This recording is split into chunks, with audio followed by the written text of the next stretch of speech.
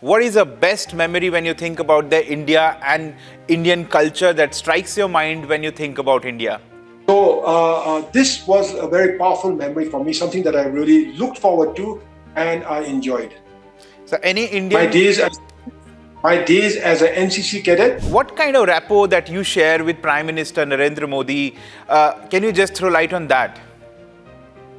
You just mentioned it. He's my bye, and that is the type of relationship that we enjoy. He's not just a bye, he's my marga darshak, my mentor. I see him as a mentor. Do you feel that neighborhood first policy is bearing fruits for India as well as neighbors? I can't speak about neighbors, but I can speak about Bhutan. Yes. It is bearing fruit for Bhutan, and I do believe for India as well. The neighborhood first policy is bearing fruit for both countries. As far as I'm concerned, for Bhutan too. But as a friend of India, for India too. Hello and welcome. You're watching a special broadcast brought to you by Republic TV and Republic Business. Today we are joined in by a very special guest, joining straight from a beautiful country, Bhutan. We are joined in by who is well known for laying emphasis on happiness over economic growth. He is a former civil servant, seasoned politician and 7th Prime Minister of Bhutan, His Excellency Tshering Tobgay. Thank you so much, sir, for joining us. And you have recently written a book titled Enlightening Leadership Inside the Transition from Monarchy to Parliamentary Democracy. Thank you for sparing time out and joining the Public Media Network. Thank you, Rajat. It's a pleasure. So, sir, I went through your book and I have certain questions to ask you without wasting much time. Let me just straight come on the point. So, sir, I was going through the book. The one thing that struck me was that you're born in India. You have studied in India for 11 years. You were born in West Bengal. How did your upbringing in India and the time that you spent in India shaped you as a leader? Well, what I am today, I have a lot to be grateful for my upbringing in India.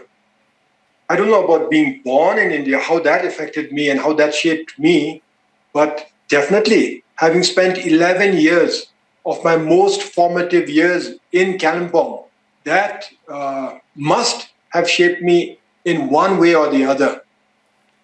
And I have many good memories. Many of my fondest memories, my childhood memories are of growing up in India. Right. And sir, do you have any you have memories of India that you can recollect, the time that you spent in India, the formative years that you spent in India? Do you have any memory that you can recall for us? I have many memories. Can you just 11 years. Short of falling in love and having a girlfriend, I have many memories. Right. Right, sir. And sir, one thing that I want to ask you, you wrote a book titled as an Entitled Leaders. Tell us what prompted you to write this book?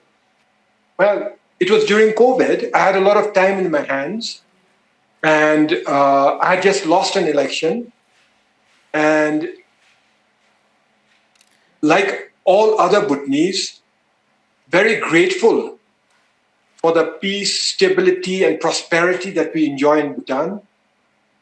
Amazed at how a small country can enjoy such a vibrant democracy. And the more I thought about it, it was obvious that it was all because of our beloved monarchs. And I see them as enlightened kings, enlightened leaders, enlightened monarchs. And really, Bhutan is known to the world as the happiest country. And Rajat, I must correct you when you say that I place happiness above all else. It's not me. This is what our kings have given us. This is the philosophy of gross national happiness that our kings have given us. Our job is just to be true to the principles and ideals of gross national happiness and try our best to serve our king, our country, and our people. But Bhutan, because of that, is known as a happy country. Bhutan is known as a unique country. Bhutan is known as an environmental leader, a champion of climate change and environmental conservation.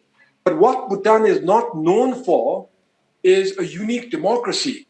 The way democracy was started in Bhutan at a time of unprecedented peace and stability in the country, when our king, our beloved king, at the peak of his popularity, when all the people love our king, when the king bestows democracy on the people, imposes democracy on the people against the will of the people, and not just saying, okay, here, now you start democracy, but rather guiding us very gently, carefully over many years, ensuring that we understand the nature of democracy. We understand not just our rights, but also our responsibilities to ensure that democratic Bhutan has all the institutions that are required, from an independent judiciary, a judiciary that enjoys the trust and confidence of the people, to an election commission that's totally independent, to an anti-corruption commission, and so on and so forth. And so, the way democracy was imposed on Bhutan, the way we crafted our constitution, I thought was extremely important for our people, the younger generation, to understand. And I thought it was important for us to share the story with the world. Right, absolutely, sir. And sir, also I just want to ask you, how do you see India-Bhutan relations over the last 10 years, ever since Prime Minister Narendra Modi is elected as the Prime Minister of India? How do you see the Bhutan-India relationship in the last 10 years? The relationship between India and Bhutan is unique in that this friendship has stood the test of time. We've been close, not just neighbors,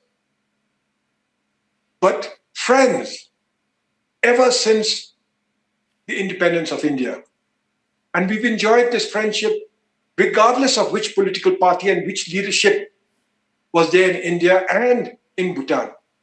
Our friendship is really the guiding light, the beacon of our friendship is our kings, who have made it extremely clear that India is our closest friend and neighbor.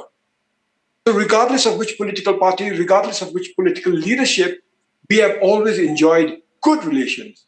However, those relations were taken to a higher level when Prime Minister Narendra Modi ji became Prime Minister in 2014. I happened to be the Prime Minister. I happened to be serving as the Prime Minister at that time. And Prime Minister Modi chose Bhutan to be the first destination that he visited outside India when he was Prime Minister for the first time. I had the good fortune of being invited to the swearing-in ceremony of Prime Minister Modi and his cabinet in 2014. And again, last year also, at his third term as Prime Minister, I had the good fortune of being invited for the swearing-in ceremony. Right. So, while we have enjoyed good relations, under Prime Minister Modi, our relations have been taken to even higher levels. Our friendship have become even stronger under the leadership of Prime Minister Modi of India and under the continued guidance and leadership of our beloved monarchs in Bhutan. Right, absolutely, sir. And sir, also I know that in one of the events recently you said that Prime Minister Narendra Modi is your bada bhai, elder brother. And I just want to ask from you, what kind of rapport that you share with Prime Minister Narendra Modi? Can you just throw light on that? You just mentioned it. He's my bada bhai. And that is the type of relationship that we enjoy. He's not just a bada bhai, he's my marga darshak, my mentor. I see him as a mentor. And this is the type of relation that we enjoy. On the part of Prime Minister Modi, he is very affectionate towards me and very supportive of everything that we do in Bhutan. Right. So in your book, you have written a chapter completely on gross national happiness, how it works, and the various dimensions of it. I just want to understand from you that how GNH, gross national happiness, when the world is going gaga over the GDP, everyone is talking about GDP, you are someone advocating about GNH, gross national happiness. I just want to ask you how this GNH, gross national happiness, makes Bhutan even a stronger nation. So GNH is not new. This is something that His Majesty the Fourth King, started and gave Bhutan in the 1970s. And ever since then, we've been following the principles and ideals of cross-national happiness. If people are going gaga, as you say, over the economy, GDP, the question we must ask ourselves is, GDP for what? GDP and economic growth must serve our purpose. And according to GNH, that purpose has to be the well-being and happiness of our people. You can have the biggest GDP, but if the people are not happy, if they do not enjoy good levels of well-being, then we must ask ourselves, why do we emphasize continued growth of GDP? For gross national happiness, the idea is to ensure that the happiness and well-being of the people is the focus, is the principal focus in our development agenda. And we do that by balancing economic growth, which is absolutely necessary, with social progress, cultural preservation, environmental conservation, and good governance. And so our economy has grown over the last few years, but our economy is sustainable and it is largely equitable. But on social progress, we've made huge progress. All our children go to school, education is free of cost, healthcare is free of cost, we have good social security. A lot of that has been achieved because of the friendship and support of the government and people of India, and particularly by Prime Minister Modi ji. In terms of culture, Bhutan enjoys a unique culture, and we see ourselves as custodians of this unique culture. In terms of the environment, we are not just a carbon negative country, we are a biodiversity hotspot. And we are heavily carbon negative. We sequester more than 3 times the amount of carbon dioxide equivalent than we emit each year. But the biggest result of gross national happiness is good governance and the way democracy was started and the way democracy is being implemented in Bhutan. So these are some of the benefits of gross national happiness. Right. Since you asked very, very quickly. Yes. And sir, related to it as well, there are different ranking as far as happiness is concerned across the world. And we have seen in the different rankings, Scandinavian countries like Finland and Norway and all these countries tops that list. And in one of the lists, Bhutan is 95th happiest country in the world. How do you explain that? Because Bhutan's complete emphasis is on gross national happiness, but there are Scandinavian countries which are topping that list and Bhutan is ranking on the 95th spot. Ranking is important, measuring is important. But what's more important is how you measure what you measure. The fact that Finland has always topped the happiness ranking is good for Finland, good for Norway, good for Denmark. They have always topped the ranking. We cannot take away anything from those countries. But GNH ensures that we in Bhutan obsess about happiness and well-being of our people. This is not to say that we have to be placed number one. One of the important factors that go into the ranking is GDP, per capita GDP to be precise. And our per capita GDP is nowhere near the per capita GDP of the Scandinavian countries.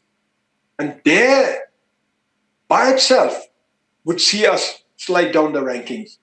However, there is another issue. We are not featured in the more recent rankings because we want to work with people who assess happiness levels across the world. I think it's very important. But when we don't know who is actually collecting data, what data they are using, and none of that is shared with us, it is not proper. The purpose of ranking is not just to publish a ranking. The purpose of rankings must be to help countries improve their own systems and to increase the happiness and well-being of their own people. So we are not being ranked anymore because we disagree, not just with how the ranking, not just with how the ranking has been developed, but rather how the information is collected. And we have absolutely no idea how information is collected. As far as we are concerned, what we measure in Bhutan is more important. Now in Bhutan, we have a GNH index. We have a GNH survey every 5 years. And these surveys, they measure 9 domains, 33 indicators, 156 odd questions. This gives us a wealth of data that we can use to understand the happiness and well-being levels of our country at this time and to formulate policies to ensure that we can address areas that are weak and leverage on areas that we are strong in. So we are much more interested in our internal measurement. Right. And that's very valid point, sir. And sir, I was also reading, and that was a very interesting point that struck me, that Bhutan explicitly assigns responsibility of making people happy through Section 9 of Article 9 of your constitution. If you compare it, other countries elsewhere, it's responsibility of individual to seek their own happiness. So how the government, and how do you ensure that people are happy in Bhutan? Because it's the government responsibility through Article 9 of the constitution. Oh, you've read the book very closely. Thank you. The Constitution states that it is a responsibility of the state to provide the conditions for the pursuit of GNH, pursuit of gross national happiness. What are the conditions? Healthcare, education, living standards, psychological well-being, environment, governance, time use, community vitality, culture. So these are the 9 conditions, the domains of gross national happiness, the conditions that promote gross national happiness. So it is the responsibility of the government, the state, to ensure that these conditions are nurtured so that our people can improve their health, happiness and well-being levels. Right. And so we also know that India is one of the fastest growing economy. Our industrial activity, manufacturing, services is growing at a fast pace. What kind of collaboration on economic front you are looking at with India as far as economic partnership with Bhutan and India is concerned? A lot of the assistance provided by the government of India to the tune of 10,000 crores in the next 5 years will go towards social development, infrastructure construction, and stimulating our economy. That partnership alone is going to enhance Bhutan's economy. But beyond that, we have huge partnerships in terms of hydropower development. In fact, almost all of our hydropower projects have been developed in partnership with the government of India. Now, going forward, we are working with private sector in India to accelerate the development of hydropower. We have huge hydropower potential. To continue growing in Bhutan, we need energy. But India also needs energy, specifically green renewable energy. So this partnership, I think, will benefit both our countries. How we use that energy is also in terms of driving technology is going to benefit both our countries. Tourism is another area where we believe that our partnership is good, and we have a lot of potential to increase, to strengthen that partnership. But whether it is in energy or technology or tourism, while there's a lot to do, any industry that we establish in Bhutan, the very fact that we are placed as India's immediate neighbor, the very fact that there's 140 crore customers across the border, and that we not only enjoy a free trade agreement with the government of India, but we enjoy excellent relations and friendship with India, means that all of this is going to be viable. Right. Most specifically, His Majesty the King has developed an entire city along the border with India, Assam specifically, called the Gelufu Mindfulness City. Now, what happens in the Gelufu Mindfulness City is going to benefit Bhutan, yes. The future of Bhutan, yes. But the idea is that is going to benefit India. And therefore, this is a true partnership that is being developed. And a partnership that is the royal vision of His Majesty the King, but also a partnership that has the blessings and support of Prime Minister Modi. Right. Right. Since you're talking about the collaboration on the infrastructure front, I want to get your initial reaction on the proposed new rail line connecting Assam's Kokrajhar with the Gelefu town in Bhutan, offering the first rail connectivity for Bhutan. So, what do you have to say about it? This is a huge gift to us. We know that constructing railroads are extremely expensive. We know that India has many competing priorities. But this is the level of trust, confidence, support, and friendship between India and Bhutan. That in spite of all these competing priorities, a railroad is being constructed to Bhutan. In fact, two railroads, one to the western part of the country, the other to the center, which is going to connect Kokrajhar in Assam to the Gelefu Mindfulness City, is being constructed. Right. This is going to benefit. This is a gift to Gelefu Mindfulness City and the people of Bhutan. But this gift is going to benefit not just the Gelefu Mindfulness City and the people of Bhutan, but it's going to enhance connectivity with India and therefore benefit India and the people of India as well. Do you have any timeline for this, as in by when these projects will be completed and we can seamlessly travel through the railways from Assam to Bhutan? It will be done as soon as possible. There's a lot of excitement. But it is being built in India by the Indian government. And therefore, we are told that this is going to be taken up as a matter of urgency. However, if you wish to travel seamlessly to Bhutan, you can travel by road and you can travel by air. Anytime, any season. Yes. You're most welcome. Yeah, thank you so much. Sir, also I want to get your thoughts on India's neighborhood first policy. You know that India is particular about its neighborhood first policy. We have a lot of things going on under that policy. Do you feel that neighborhood first policy is bearing fruits for India as well as neighbors? I can't speak about neighbors, but I can speak about Bhutan. Yes. It is bearing fruit for Bhutan, and I do believe for India as well. The neighborhood first policy is bearing fruit for both countries. As far as I'm concerned, for Bhutan too. But as a friend of India, for India too. Right.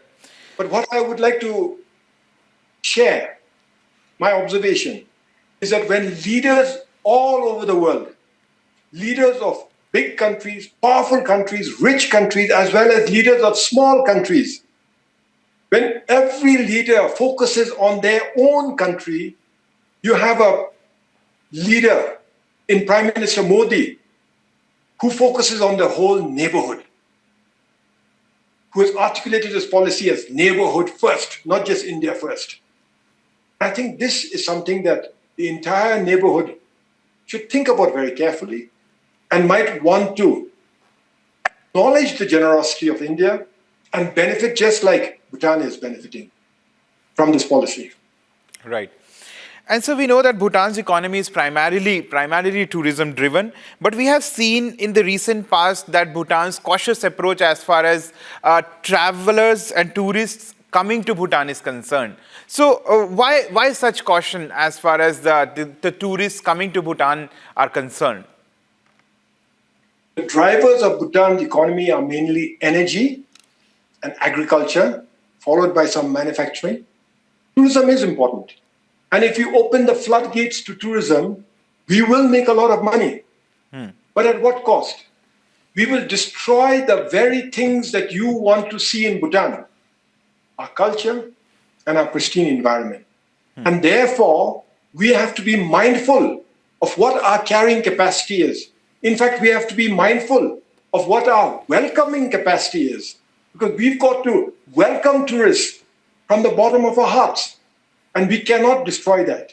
And this is why we've been cautious, and this is why we have always had a policy of high value, low volume tourism.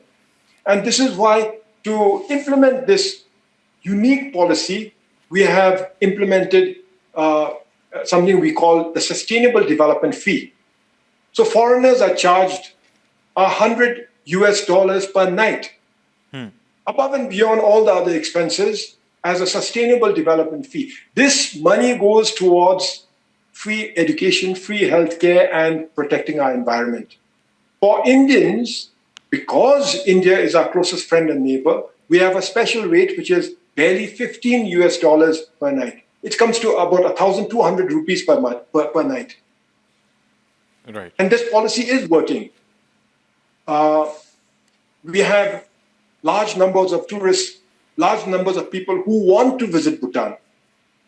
They are under the impression that we don't want tourists. We want tourists, but we want responsible tourists. And we are receiving many responsible tourists from India, even gladly, in fact, paying 1,200 rupees per night and visiting us. My only wish is that tourists would visit Bhutan throughout the year, especially our friends in India. You know, we are now, this is spring. And if you come now, you'll see a lot of our trees turning green. You'll see flower buds. You'll see everything turning green. You see flowers emerging. And within the next 2 months, forget about gardens that are manicured. Our entire forests are going to be blooming with magnolia and many types of rhododendron. And this is something that you might want to enjoy in Bhutan. If you come here in the summer when it is hot and oppressive in some parts of India, in fact, in most parts of India, Bhutan is cool. It is moist. You can come here for a retreat, some relief from the heat and humidity in India. In the fall, we have glorious sunshine. Everything is changing. Our forests are changing colors. There's a lot of festivals. Indeed, we have festivals throughout the year. And then in the winter, our air is clean. It is clear. We have sunny days. In the night, it can get nice and cool. But in the daytime, it is sunny and it is fairly warm. So you can visit us any time of the year. So my appeal to my friends in India is, if you have Bhutan in your bucket list, remove it from your bucket list and put it to your to-do list. Once it's in your to-do list, remember, Bhutan is not a seasonal destination. You can come throughout the year. In fact, I would recommend that you come at least 4 times so that you enjoy the 4 seasons in Bhutan. Definitely. I think I personally want to visit Bhutan. So I will definitely come to Bhutan one day. Also, sir, I just want to ask you, India recently held Mahakumbh. That was world's largest spiritual gathering. What are your thoughts on that? The very fact that our ancestors could accurately predict planetary movements thousands of years ago, and that prediction is still valid today, makes something like the Mahakumbh so special, so spiritual. To see the entire country, indeed, the entire world descend in one place and offer prayers simultaneously has to be an extremely spiritual moment. Right. Right. You're also someone I was watching one of your interviews and you said that you want India to become an advanced nation as soon as possible. And you also touched upon the aspect of pollution, that how Bhutan, the air from India which goes to Bhutan, and you want that pollution to diminish. That will be wonderful for Bhutan as well. So can you just throw light on that? It will happen. Most of the pollution is coming from burning of agricultural waste, stubbles. And this is harming the health and well-being of Indians first and foremost. And then it comes to Bhutan and it causes a lot of inconvenience also. As India develops, as India grows, I know that this is something that will be taken care of fairly rapidly, fairly soon. Right. And so last question I want to ask you, again, coming back to the point. Phone is ringing. So just last question. You are from India, you're born and brought up in India. What is the best memory when you think about the India and Indian culture that strikes your mind when you think about India? You're ending where you started. And since you insist, One of my favorite memories was my school, Dr. Graham's Homes, was about 2.5 kilometers from the Mela ground in town. And every 15th of August, I was a part of the NCC. We got to congregate in our school as NCC cadets and march down to the Mela ground and then take part in the Independence Day festivities. We'd march along with many other students from other schools, all NCC. So this was a very powerful memory for me, something that I really looked forward to and I enjoyed. So any My Indian... days as an NCC cadet and especially taking part in 15 August celebrations. Right. And sir, any Indian dish that you love a lot? Any cuisine, Indian cuisine that you love a lot? Yesterday, I ate too much rasmalai. Right. Right. We have a restaurant here, makes fantastic Indian food, but the desserts, the rasgullas, the gulab jamuns, and the rasmalai especially are to die for. And I ate one too many rasmalai. So you're fond of rasmalais and sweets, Indian sweets. Who isn't fond of them? Okay. Okay. Thank you so much, sir, for sparing time out and speaking to Republic Media Network. I went through a book. It was a wonderful read. Knowing about Bhutan, knowing about its culture, knowing about your experience and your journey as well. I wish that your book becomes a super duper bestseller. Thank you so much for speaking to us and sparing time out. This book is not about me. It's about our beloved kings, our enlightened monarchs. It is about my country. It is about Bhutan and what we treasure. Our country, our culture, our environment, and most importantly, what we treasure is our people. It is about sharing our story, not my story, Bhutan's story with the world. Yes, and absolutely. Thank you for helping me together. Yes, sir. Thank you so much. It was a pleasure talking to you, and thank you once again for sparing time out. It was a wonderful experience talking to you and knowing about Bhutan and you as well. Thank you so much. Thank you for having me. It's been an absolute delight.